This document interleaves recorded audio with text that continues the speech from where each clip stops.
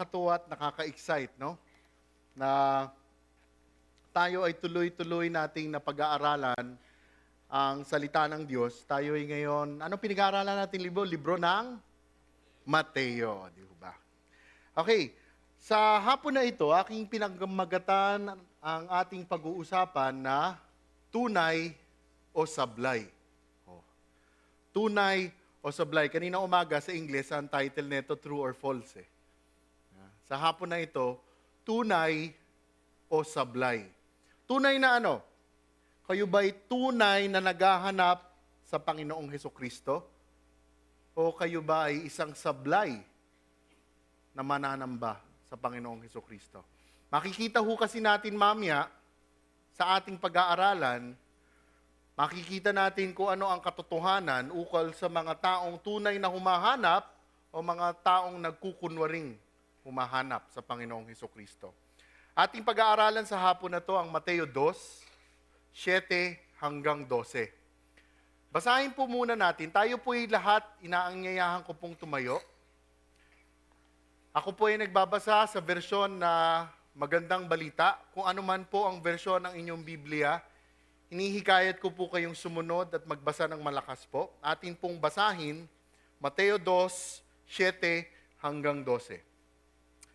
Nang mabatid ito, palihim na ipinahiwatig ni Herodes ang mga matatalinong tao at inusisa kung kailan lumitaw ang bituin. Pagkatapos sila ay pinapunta niya sa Bethlehem na ganito ang bilin. Hanapin ninyong mabuti ang sanggol.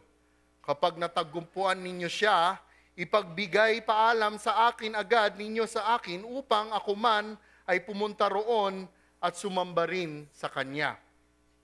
Pagkarinig sa bilin ng hari, sila'y nagpatuloy sa paghahanap. Sila'y pinangunahan ng bituing nakita nila mula sa silangan. Ganoon na lamang ang kanilang kagalakan nang makita nilang tumigil ang bituin sa tapat ng kinaroroonan ng bata. Pagpasok sa bahay, nakita nila ang bata sa piling ni Maria na kanyang ina. Nagpatira pa sila at sinamba ang bata. Inaihandog din nila sa kanya ang mga dala nilang ginto, insenso at mira.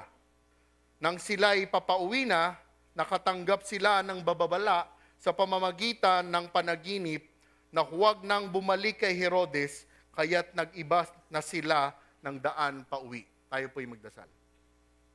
Diyos, Amang makapangyarihan, pinupuri ka namin. Dahil kayo po ang may hawak ng lahat, kayo po ang may alam ng lahat. Panginoon, maraming salamat sa hapon na ito, maraming salamat sa araw na ito na kami pinag-ingatan ninyo sa aming pagparito.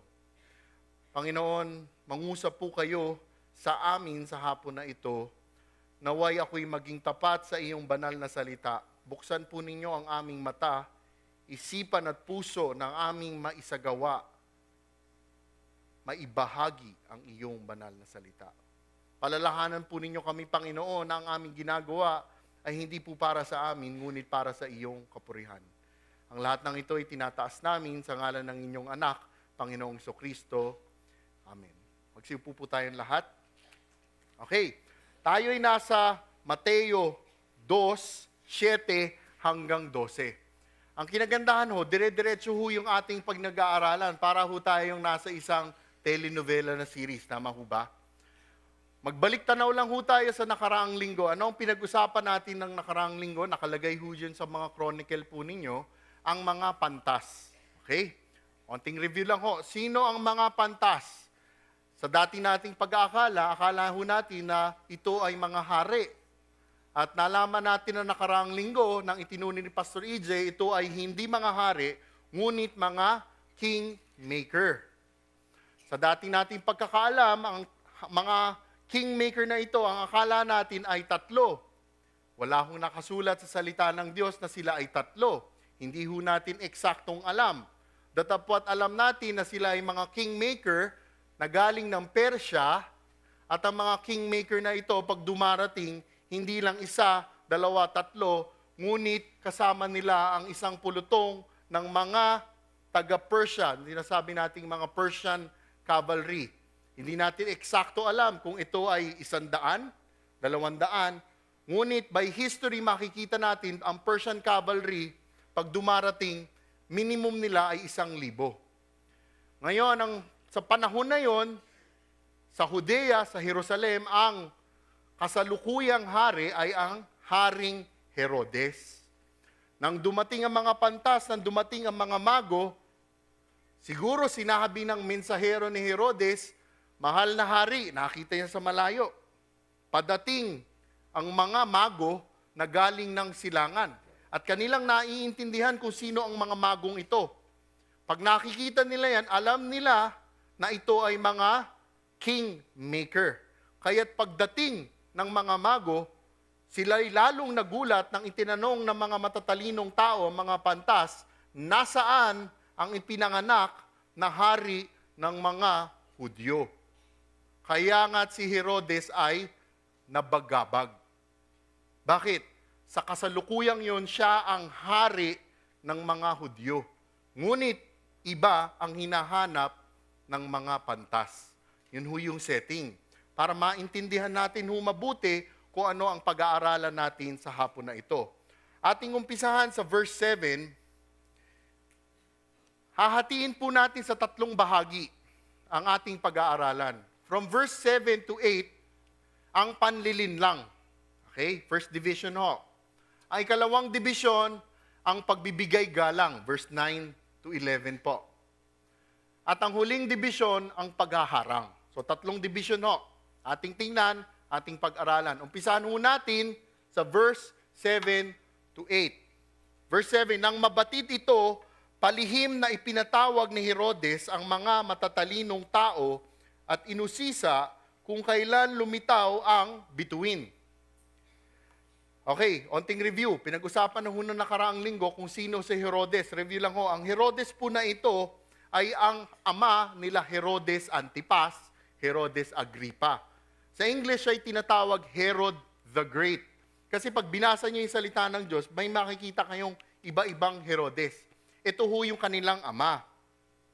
Ang tatay po ni Herodes ay si Antipater.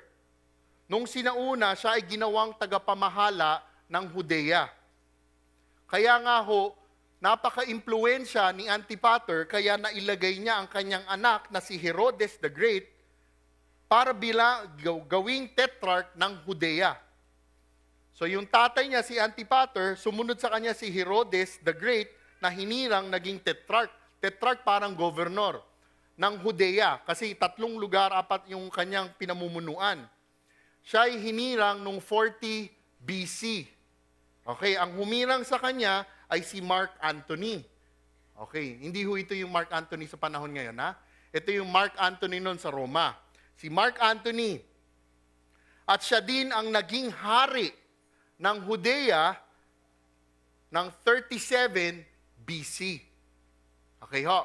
Kasi ganito ho yun, nung hinirang siyang tetrarch at hinirang siyang maging hari ng Judea, mula 40 BC hanggang 37 BC, 3 taon, ipinaglalaban niya yung pwesto niya. Bakit niya ipinaglalaban? Kasi ho, si Herodes ay hindi isang Israelita. Siya ay isang Idumean. Kasi ang tatay niya, Idumean, si Antipater. Hindi nga ho siya Hudyo. Kaya 3 taon niyang pinaglaban ito hanggang nung 37 BC, siya na nga ang naging hari ng mga Hudyo. Si Herodes ay sadyang napakasama ng pag-uugali. Bakit ito napakasama ng pag-uugali? Sa English nga, siya ay tinaguriang madman, siraulo. Naalala niyo yung turo na nakaraang linggo? Ating alalahanin. Bakit? Bakit siya madman? Pinatay niya ang kanyang isang asawa. Pinatay niya ang kanyang biyanan. Pinatay niya ang 2 niyang anak. At hindi pa nakontento, bago siya mamatay, pinatay niya yung pangatlo niyang anak. Hindi lang ho yun. Pinatay niya rin yung kanyang bayaw. Bakit niya pinagpapatay itong mga to?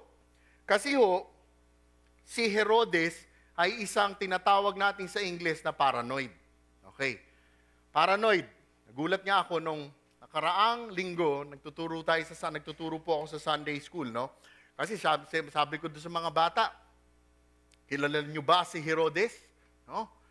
Si Herod the Great? May isang batang nagtaas ng kamay. Yes, teacher. He is Herod the Great, the paranoid king. Wow, nashock ako. Nagulat ako, hindi ko alam kung anong kanyang edad, 8, 9, o 10. Alam niya na si Herodes ay isang paranoid. Nakakatuwa kasi batang ganong kabata, alam niya kung sino ang Herodes na ito. Tinanong ko, kasi nag-aral na ako sa kanya, nakinig ako. Saan mo napag-aralan? Kasi nagbabasa siya ng Biblia at saka ng history books. Ano yung ibig sabihin ng paranoid? Ganito ho yung paranoid, kung hindi po tayo pamilyar dito. Paranoid ay isang tao, bawat makita niya, iisipan niya ng masama. Paanong masama? Siguro ang tingin sa akin nito, baduy. Pag tingin niya naman, bago niyang kilala, siguro sinasabi sa akin nito, hindi ako katuwa-tuwang kausap. Pag tiningnan niya yung isang bago niyang ulit kilalang kaibigan, parang ang sama ng tingin mo sa akin ah. Yun ang paranoid. Ganito ho si Herodes.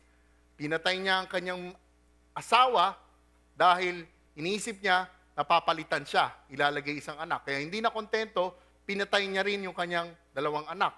Pinatay niya yung binan, pinatay niya yung bayaw. Ganon katindi si Herodes. Ngunit, si Herodes din ay isang magaling din na hari ng mga Hudyo. Bakit? Siya ang nagpatayo ng templo ng mga Hudyo. Siya ang nagpatayo ng kahuli-hulihan noong panahon na yon ng templo ng mga Hudyo. Ngunit noong mga AD 70, nasira na ho yung templo ni Herodes. Hindi lang ho yun. Nagpatayo rin siya ng isang napakagandang teatro sa lugar ho na yon. Datapwat hindi siya isang Hudyo, inaako niya na siya ay isang Hudyo.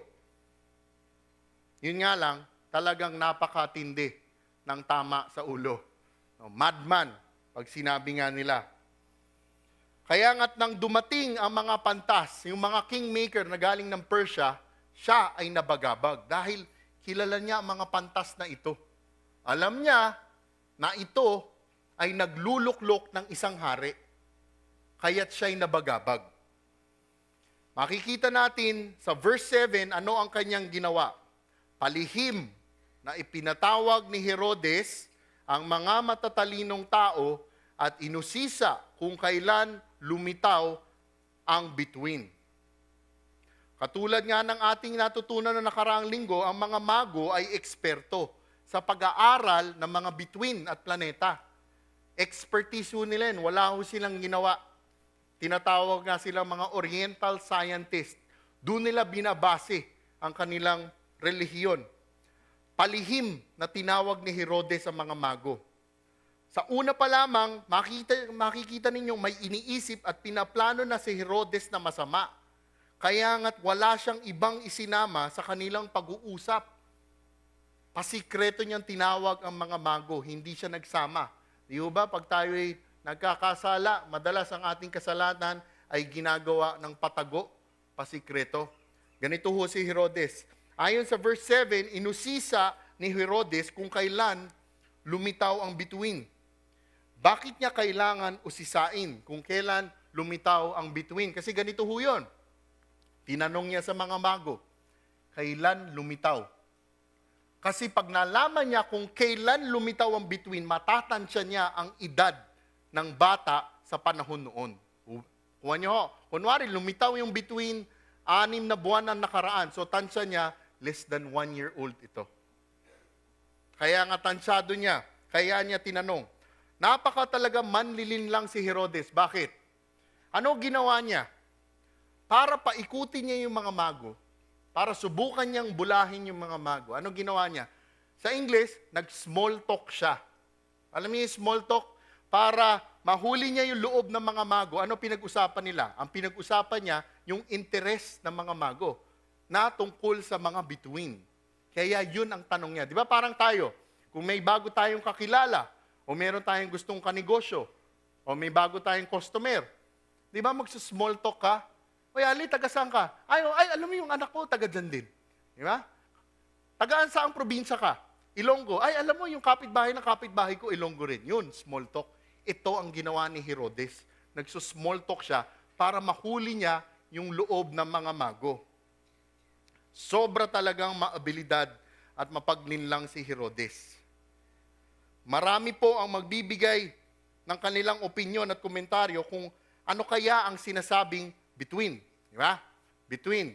Ating tingnan, pag-aralan sa hapon na ito, kung ano kaya talaga ang between na ito. Kaya kayo'y makinig para hindi kayo maligaw. Okay? Medyo magtatalon-talon ho tayo ng ibang bersikulo. Ano ba ang between na ito? May magsasabi na ito isang kometa. Comet. Nung bata ako, high school yata ako noon, lumabas yung Halley's Comet. Na sinasabi nila lumalabas kada 70 taon yata. No? Sabi nila, Halley's Comet. Sabi ng teacher ko, yan marahil yung between nung pinanganak si Kristo. May magsasabi ito raw ay isang planeta. Okay? Sabi nila na nagsama-sama, naglinya-linya yung mga planeta nung taon na yon. May magsasabi na ito rin ay isang tunay na between. Ito ay tunay na star. Tingnan po natin kung ano pa kaya ang isang posibilidad, kung ano talaga ito. Tingnan ho natin, buksan ho natin ang ating mga Biblia sa Lucas 2:8 hanggang 9. Luke 2, verse 8 to 9. Sa verse 8 nakasaad, doon ay may mga pastol na nasa parang at nagbabantay ng kanilang mga tupa ng gabing iyon. Alala niyo ho ito? Ito yung kapanganakan ng Panginoong Hesukristo. So may mga nagpapastol, mga shepherd, sila'y nasa parang, nagpapastol ng kanilang mga tupa. Verse 9, lumapit at tumayo sa kalagitnaan nila ang isang anghel ng Panginoon at nagliwanag sa kapaligiran nila ang nakasilaw na kaluwalhatian ng Panginoon. Ganoon na lamang ang kanilang pagkatakot. Ano nangyari? May lumabas na anghel at ano nangyari? Nagliwanag sa kapaligiran nila ang nakakasilaw na kaluwalhatian ng Panginoon. Maraming beses sa lumang tipan at maging sa bagong tipan na nakasaad na ang kaluwalhatian ng Panginoon ay makikitang isang liwanag. Ang kaduktunghangan ng kwento na ito, pagkatapos nung isang anghel na yon, biglang lumabas sa kalangitan, libo-libo yatang anghel, sa English is multitude, at sabay-sabay nagsiawitan. At sila'y nababalot ng kaluwalhatian ng Panginoong Diyos. Makikita natin na ang kaluwalhatian ng Panginoong Diyos ay makikita sa mata ng tao bilang isang matinding liwanag. Tingnan pa ho natin sa lumang tipan at sa bagong tipan kung paano ipinapakita ng Panginoong Diyos ang kanyang kaluwalhatian sa tao. Ang kaluwalhatian ng Diyos ay nakitang ulap ng Panginoon sa umaga at ito naman ay isang haligi ng apoy sa gabi. Naalala ho ninyo yun? Sa cloud at saka sa gabi, pillar of fire ng Exodo. Ang kaluwalhatian ng Diyos ay nakitang liwanag nang ito ay bumaba sa templo. Shekinah glory. Nang umakyat si Moises sa bundok, kanyang hiniling sa Diyos na makita niya ang Diyos. Ngunit siya'y itinago ng Diyos sa mga bato at nakita ni Moises ang liwanag ng Diyos, na ubod ng liwanag na pati si Moises, na ang kanyang mukhang hanggang sa kanyang pagbaba ay may liwanag.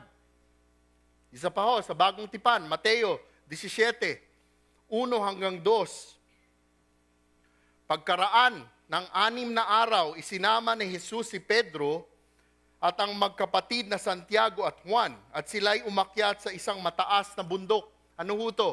Ito yung Mount of Transfiguration. Ano nangyari? Habang sila'y naroon, nakita nilang nagbago ang anyo ni Jesus. Nagliwanag na parang araw ang kanyang mukha at nagniningning sa kaputian ang kanyang damit. Makikita po natin na ang kaluwalhatian ng Diyos ay makikita bilang isang liwanag. Malaki po ang posibilidad na ang pagdating ni Kristo ay nagbigay ng pisikal na liwanag pagbaba po niya dito sa mundo. Pag-aralan pa ho natin. Tandaan ho natin na yung mga mago, eksperto. Yung mga pantas na ito, eksperto sila sa mga bituin.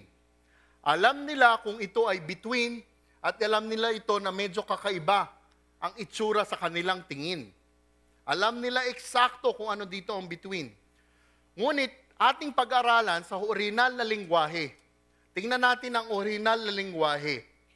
Ang lumang tipan nakasulat sa salitang Hebreo. Okay? Tandaan natin. At ang bagong tipan nakasulat sa salitang Chinese, no, Greco. Okay? Nakatulog na kayo eh. Okay, Hebreo. Kung ating titingnan ng lumang tipan, ang salitang Hebreo ng salitang between, ano? Kochav. Okay? Kochav. Yun ho yung original language na ginamit pagsulat sa Hebreo, sa Hebrew. Ang simpleng kahulugan po ng Kochav ay pagbibigay ng isang liwanag. Kochav, ang ibig sabihin nun na simple, isang liwanag. Subalit kung minsan ang salitang Kochav ay ginagamit na between din. Okay? Kochav, ginagamit para i-describe ang between. Kung minsan ito ay ginagamit upang tukuyin ang isang anghel. Kung minsan itong salitang Kochav ay ginagamit upang tukuyin ang isang tao. Kaya nga't ang salitang Kochav ay di lang po ginagamit bilang isang between. Maaari po itong gamitin sa kanyang simpleng kahulugan na isang liwanag. Pag ating titingnan sa lumang tipan, maaari po ninyong buksan ang inyong mga Biblia, tingnan po ninyo ang bilang 24 verse 17. Numbers 24 verse 17 ho. Sadya ko talaga hindi nalagay dito para ating buksan sa ating Biblia. Ano sinasabi?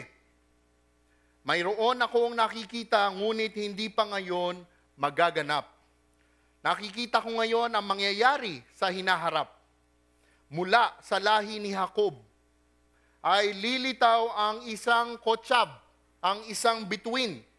Sa lahi ni Israel ay maghahari rin. Sinasabi na ho dito, actually itong bilang 24:17, ito yung prophecy nung mangyayari na kapanganakan ng Panginoong Hesus.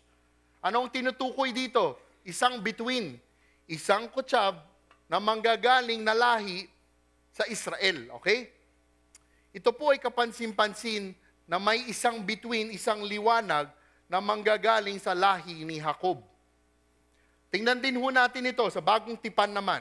Pamilyar ho kayo siguro dito. Mateo 24, verse 29 hanggang 30. Ano tong Mateo 24 na to? Ito yung tinatawag nating Days of Tribulation.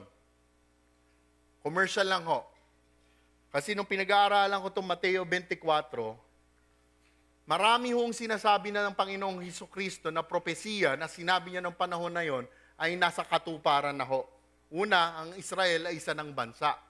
Okay? Pero meron din ho siyang binanggit na makikita niyo sa libro ng Ezekiel na yung Og at Magog. Kung napag-aralan ho niyo, alam ko last year o last year SOTT, Sign of the Times, nag-aral tayo. Ano sinabi doon? Yung Og at Magog magsasama. Hindi ho normal na magsasama yung dalawa na yon. Kasi buong ilang libong taon, magkaaway ho yung dalawa na yon. Ano yung Og, ano yung Magog sa panahon ngayon? Iran at Russia. Nagsama na ho ang Iran at Russia. At ngayon, panoorin niyo sa telebisyon, naghahanda ng Israel girahin ang Iran.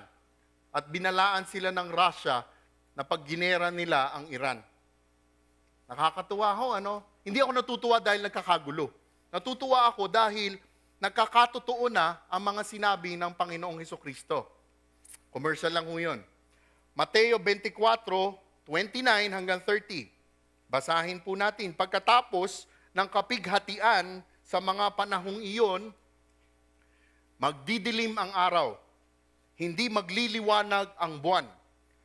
Malalaglag mula sa langit ang mga bituin at mayayanig ang mga kapangyarihan sa kalawakan. So kung magdidilim ang araw, hindi magliliwanag ang buwan, at malalaglag ang mga bituin, ano mangyayari sa mundo? Kadiliman. Sobrang dilim ng mundo pag nangyari ito. Verse 30, pagkatapos, lilitaw sa langit ang tanda ng anak ng tao at mananangis ang lahat ng bansa. Makikita nila ang anak ng tao na nasa alapaap at dumarating na may dakilang kapangyarihan at kadakilaan. Tandaan ho natin, nakasabi sa verse 30, pagkatapos lilitaw sa langit ang tanda, sign of the Son of Man, tanda ng anak ng tao. Pagdating ng Panginoong Hesukristo, mayroon siyang kaakibat na tanda. Meron humunang sinyalis na ating makikita. Kapag dumarating ang anak ng tao, mayroong tanda. Okay, ano ang tanda? Di ho ba, kunwari nasa highway tayo, nakasakay tayo, nakalagay Kalamba, 2 kilometers. Tanda ho yun, sign yun. Pero hindi yun ang Kalamba, tama ho ba? Pero itinuturo niya na 2 kilometro na lang ay Kalamba na. Pagdating na 1 kilometer, Kalamba. Alam mo, pagkatapos sa 1 kilometro, mawawala na yung sinyalis, makikita mo na ay Kalamba. Ganon din ho dito. Bago dumating ang Panginoong Hesukristo, may kasamang tanda. At kapansin-pansin, sa gitna ng kalidiliman, hindi na nagbigay ng liwanag ang araw at madilim na ang buwan, makikita natin ang pagdating ng Panginoong Hesukristo. Sa gitna ng kadiliman, darating ang Panginoong Hesus. Kaya nga nung pinag-aralan natin na nakaraang linggo, balikan ho natin yung verse 2, ating pinag-aralan, nakasaad po diyan ang salitang between. Sa Greko, na original na salita, ito ay tinatawag na aster. Okay? Sa Hebreo, ito ay kochav. Sa Greko, ang between ay aster. Ano ibig sabihin ng aster? Maaaring isang between, pero ito'y ginagamit din bilang isang matinding liwanag, katulad ho ng kotsab. Makikita natin na ang mga nakita ng mga mago ay hindi ordinaryong bituin. Kasi ganito ho yun eh. Paano nila masasabi, pag tiningnan nila yung langit, napansin nyo ba yung mga bituin pare-pareho itsura? Di ba? Ang hirap mo sabihin, pag tinanong nga sa akin, Rico, turo mo nga kung saan dyan ang Mercury. Malay ko. Kasi pare-pareho itsura nila eh. Merong numiningning na ganon, minsan may ilaw na pula. Na pare-pareho ang itsura ng bituin. Tandaan natin, noong panahon na ito, walang mga telescope ha. So tinitingnan nila. Biglang may nakita silang bituin. Isang matinding liwanag. Ito between. Yun ano yun? Bakit parang kakaiba? Kaya nga kapansin-pansin ang nakita ng mga mago. Yung salitang between, marahil ito'y ginamit para ipaliwanag na isang matinding liwanag. Ngunit ating tatanungin, Brother Rico, matinding liwanag yan. Pero bakit yung mga mago lang ang nakakita? Kung nangyari yan sa Jerusalem, sa Bethlehem, bakit walang nakapansin na ibang taga-Israel? Diba? Tama ho? Rasyonal, no? Sorry. Tingnan natin sa Exodo 14:19. Exodo 14:19. Okay, onting background lang ho. Ano nangyari dito? Exodo 14:19. Ang nangyari ho dito, yung mga Israelita, hinayaan na ng Pharaoh makatakas, umalis. Kaso, sa katigasan ng puso ng Pharaoh, nagbago ang kanyang isip. Nung pinaalis niya na, hinabol nila. Okay? So ito na yung drama. Papunta na sila, tatawid sila dun sa Red Sea. Nung patawid na sila, bago pa sila tumawid, mayroon nangyari, ano yun? Verse 19. Ang anghel ng Diyos na pumapatnubay sa paglalakbay ng mga Israelita ay nagpahuli sa kanila. Gayon din ang haliging ulap. Kasi ang nangyari, yung mga Israelita, ginagabayan ng anghel ng Diyos sa harapan. Ito, mga Israelita, mga taga-Ehipto, mga Ehipsyo. Ang nangyari, nung dumarating na yung taga-Ehipsyo, lumipat sa likod ng anghel ng Diyos, pati yung ulap. Pumunta sa gitna nung dalawa. Tingnan ho ninyo verse 20. Ang ulap ay lumagay sa pagitan ng mga Israelita at ng mga Ehipsyo. Madilim sa panig ng Ehipsyo, maliwanag naman sa mga Israelita. Dumating ang gabi at ang mga Ehipsyo ay hindi makalapit sa mga Israelita. Ano nangyari? Para sa mga Israelita, kaliwanagan, liwanag. Para sa mga taga-Ehipsyo, kadiliman. Paano nangyari yon? Diyos ang gumawa nun. Kahit hindi ko na nga ho dalhin sa lumang tipan at Exodo ang kwento. Bakit to? Paano hindi kaya makikita yung liwanag ng ibang tao? Parang tayong mga Kristiyano. Ano ang tingin natin sa salita ng Diyos? Di ho ba liwanag? Ano ang tingin ng ibang tao na hindi Kristiyano? Baliwala, kadiliman, ni hindi nga nila tinitingnan. Di ho ba? Kaya marahil yung mga nakita ng mga mago, ay ito talagang matinding liwanag na ito.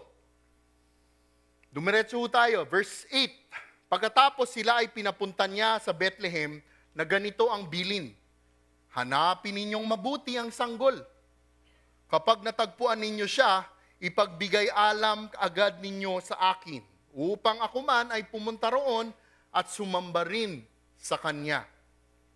Matapos niyang nga kausapin ng pahilihim ang mga mago, nagbigay si Herodes ng lugar, pinapunta niya sila sa Bethlehem, na ganito ang kanyang bilin. Hanapin at sabihin sa akin para ako'y makapagsamba. Sobrang interesado siya, si Herodes, na hindi nga siya sumama sa paghahanap. No, tindi talaga. Kung inyo pong aalamin kung gaano kalayo yung Bethlehem sa Jerusalem, 5 milya lang ho ito. Sobrang lapit. Hindi ko alam kung ano 5 milya rito. Baka dito hanggang, siguro, CCF Las Piñas, sa may RFC, o sa, parang ganon. Sobrang lapit lang ho na yun. Ngunit, hindi sumama. Inutusan lang ang mga mago. Unang prinsipyo, ang mga di tunay na naghahanap kay Kristo ay magkukunwaring sumasamba dahil sa mga makasariling motibo.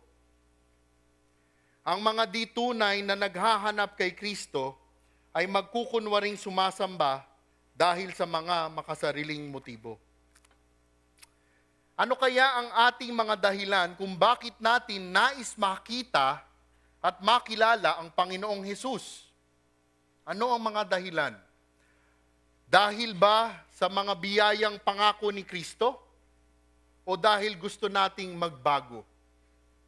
Mas gusto ba natin yung kanyang promises of blessing? Imbis na yung kanyang teaching? Sa paanong paraan tayo kung minsan katulad ni Herodes, na tuwing nalalaman natin ang ating mga kasalanan ay gusto lang natin iwanan ang katotohanan. Siya'y nabagabag nang malaman niyang siya'y papalitan. Hindi nga siya papalitan eh. Talagang sa Panginoong Hesukristo na ang iluluklok na hari.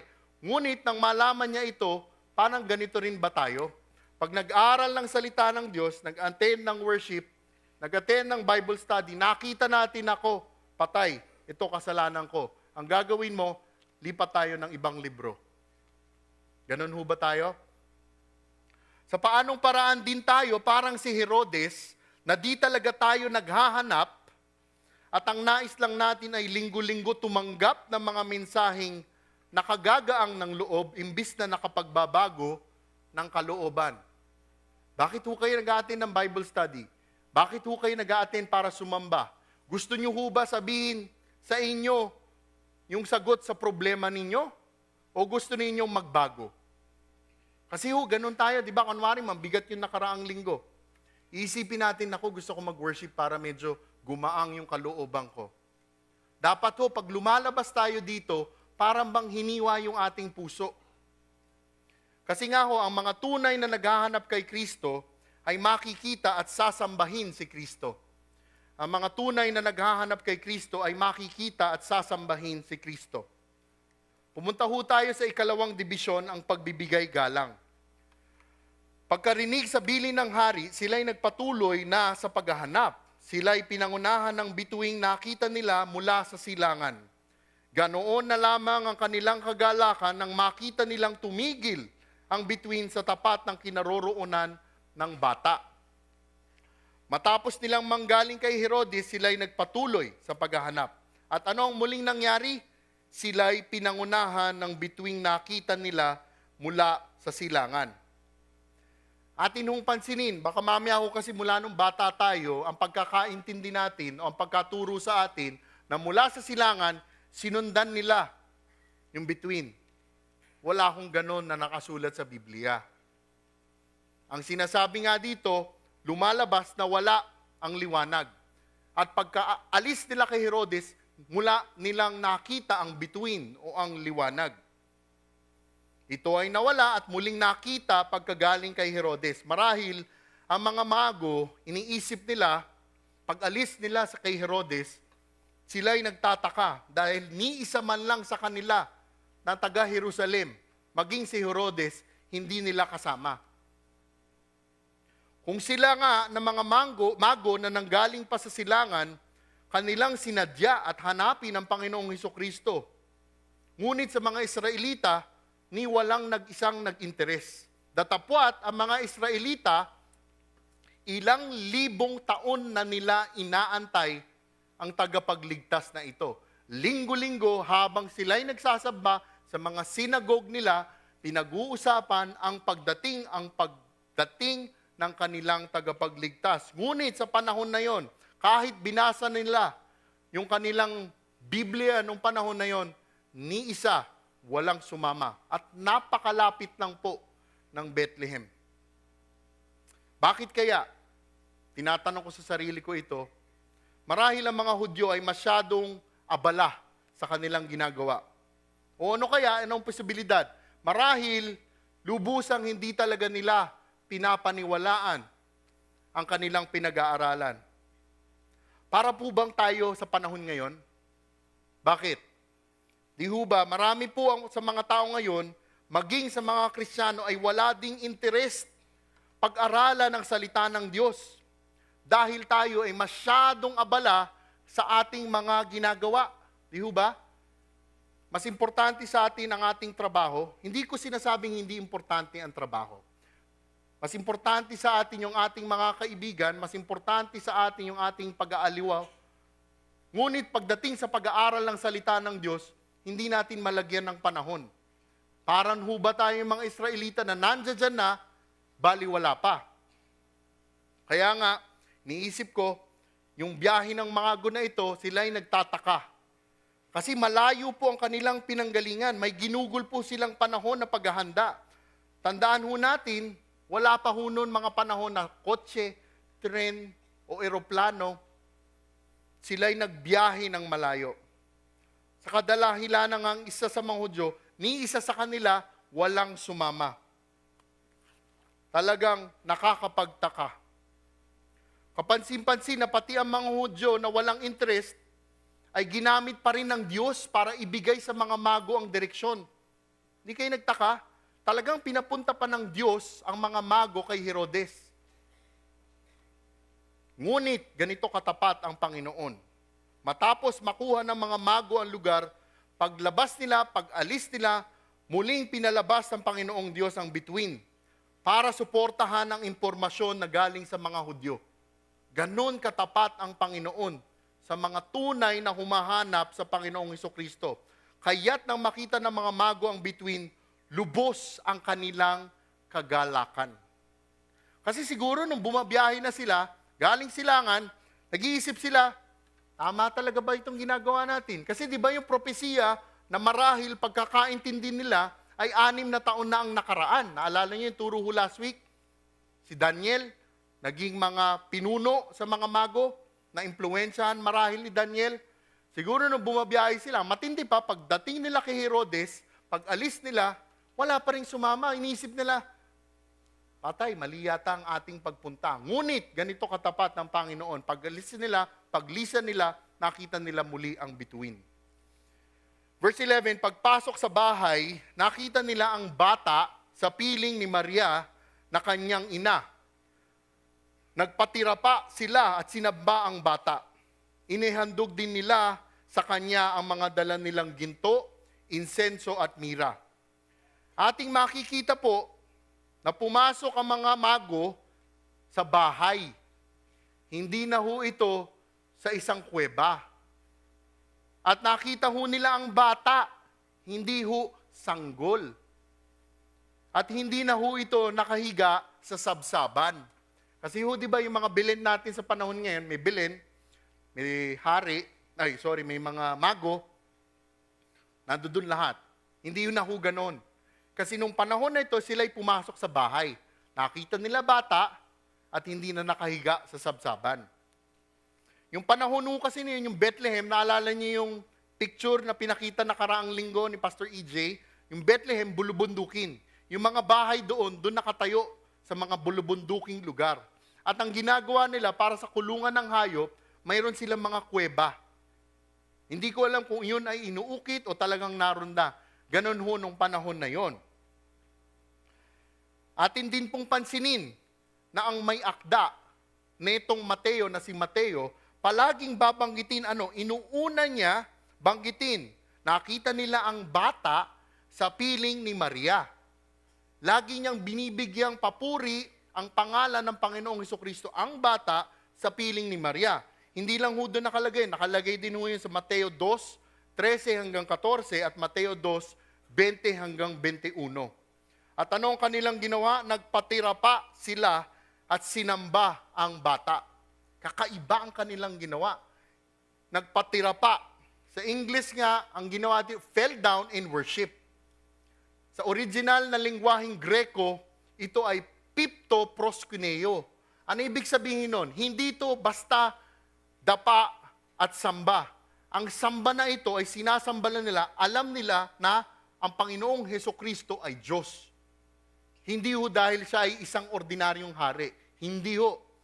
At yung nahulog, nalaglag sila, pipto, talagang literal na dumapa sila. Hindi lang yung bastang dapang luhod natin. Hindi. Bagsak talaga sa lupa. Pipto proskuneo. Matapos nilang antayin na napakatagal, masakatuparan ng propesiya, na marahil narinig pa nila ng panahon ni Daniel, 600 taon na ang nakalipas, ngayon, nasa harapan na nila ang hari ng mga hari. Kaya't sila nga ay nagpatira pa. Ano nga, ganito rin ho ba tayo sa Panginoong Diyos? That we really bow down in worship to His majesty. Anong ginawa? Hindi lang po nagtapos doon sa kanilang pagsamba. Inahandog din nila sa Kanya ang dala nilang ginto, insenso at mira.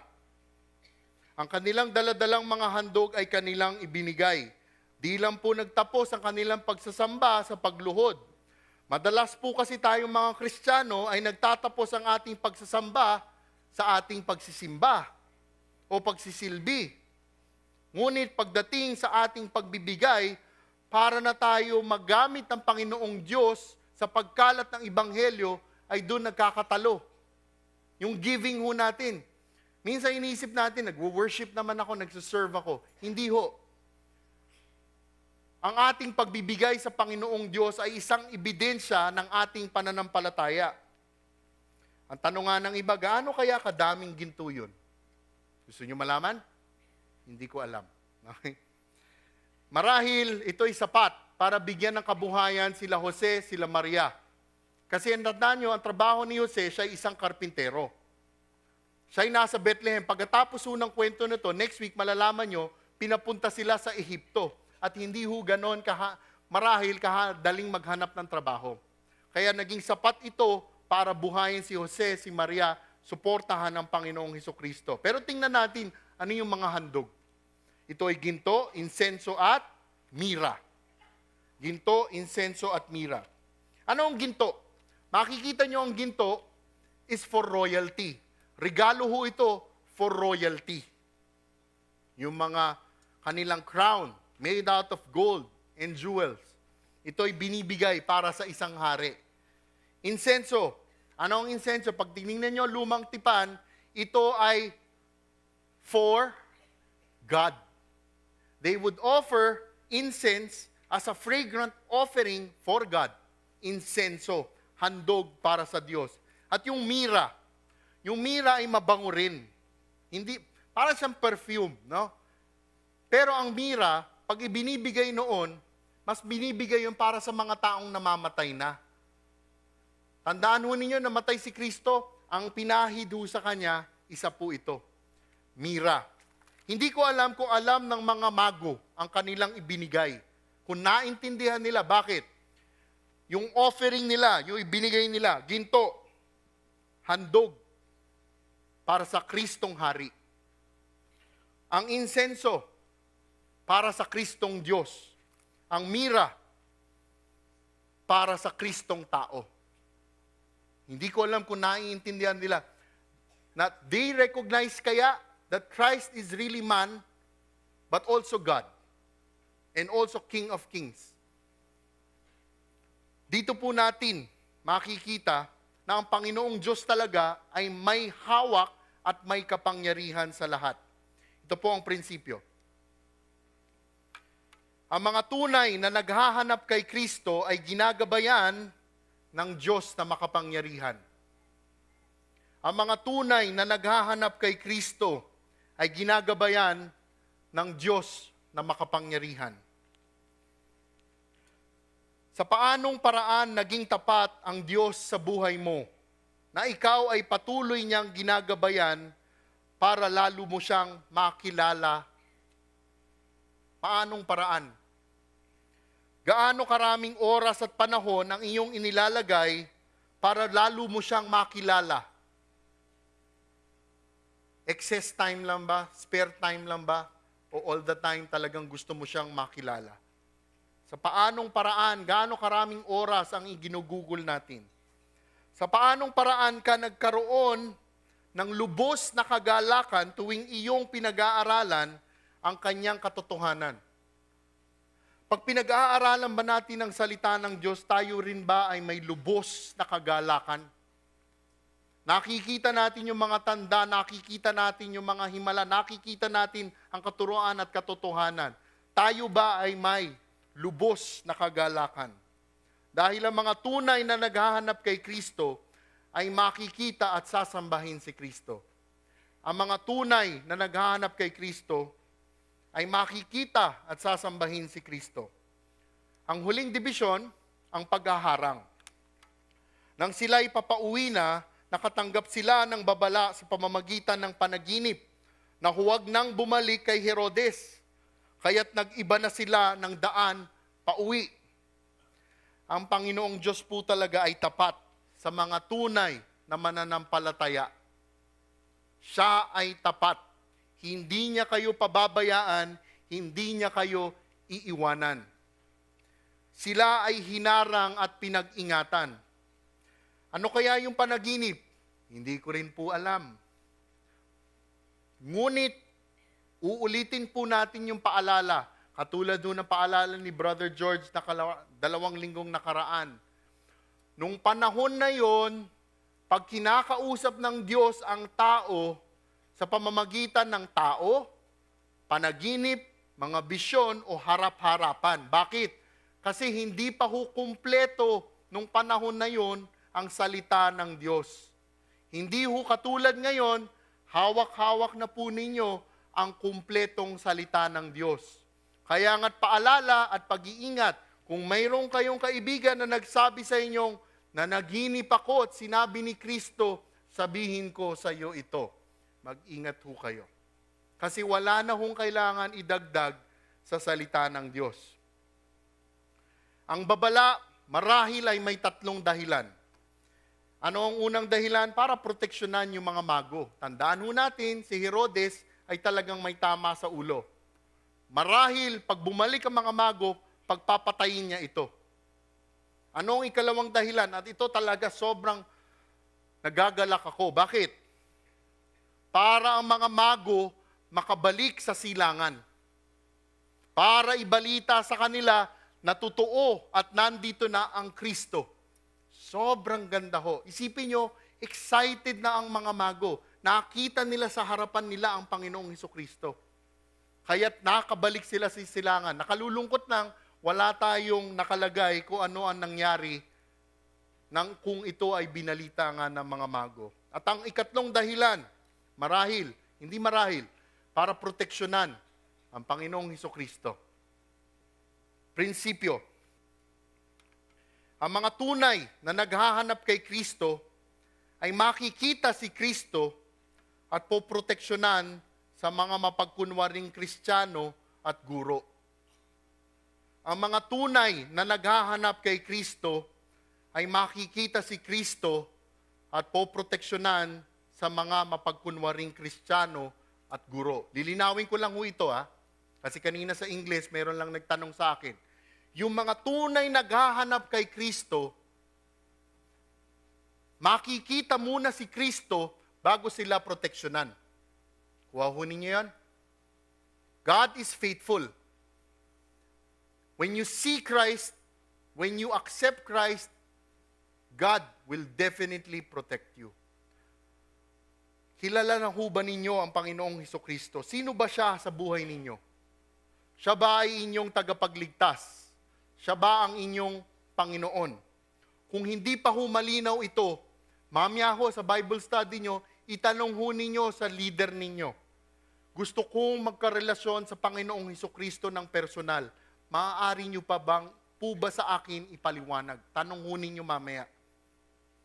Sa paanong paraan ka prinoteksyonan ng Panginoong Diyos sa maling katuruan at mga nagpapanggap na Kristiyano?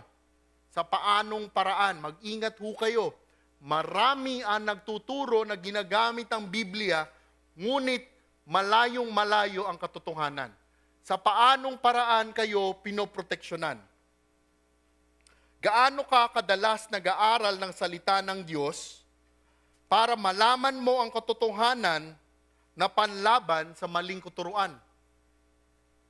Gaano ka kadalas? Kasi mga kapatid, kung hindi kayo nagdudulot ng oras sa pag-aaral ng salita ng Diyos, mahihirapan ho kayo makita ang maling katuruan sa tamang katotohanan. Ano ang maaari mong dasalin upang ikaw ay palagi ang gagabayan at pag-iingatan sa maling katuruan? Ang mga tunay na naghahanap kay Kristo ay makikita at sasambahin si Kristo. Ang mga tunay na naghahanap kay Kristo ay makikita at sasambahin si Kristo. Tayo ho'y magdasal. Diyos amang makapangyarihan, pinupuri ka namin dahil kayo po ang aming Ama. Kayo po ang aming tagapagligtas. Panginoon, maraming salamat po na kami may pagkakataon pag-aralan ang iyong banal na salita. Panginoon, maraming salamat at hawak-hawak namin ito ngayon. Aming dasal, Panginoon, na tingnan po ninyo, ipakita po ninyo ang aming tunay na puso na aming malaman ang katotohanan. Panginoon, ayusin po ninyo ang aming mga oras. Bigyan niyo po kaming puso na tunay namin kayong hahanapin at sasambahin. Dahil alam namin, Panginoon, na kayo ang aming Diyos, kayo ang aming tagapagligtas. Panginoon, maraming salamat sa hapon na ito. Dinarasal din po namin ang aming mga kasama. Pag-ingatan po ninyo sila, maging sa aming pag-uwi. At naway, Panginoon, na mangusap po kayo sa amin sa buong linggo na aming maisabuhay ang mga katotohanang na pag-aralan po namin sa araw na ito. Ang lahat ng ito ay tinataas namin sa ngalan ng inyong anak, Panginoong Hesukristo. Amen.